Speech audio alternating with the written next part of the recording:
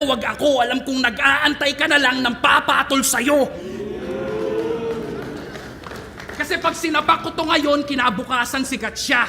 Sabay hashtag Akata Effect yung mga bobong fans niya. Eto, nagtuturo ng daan palabas ng depression. Naghahanap lang to ng damay.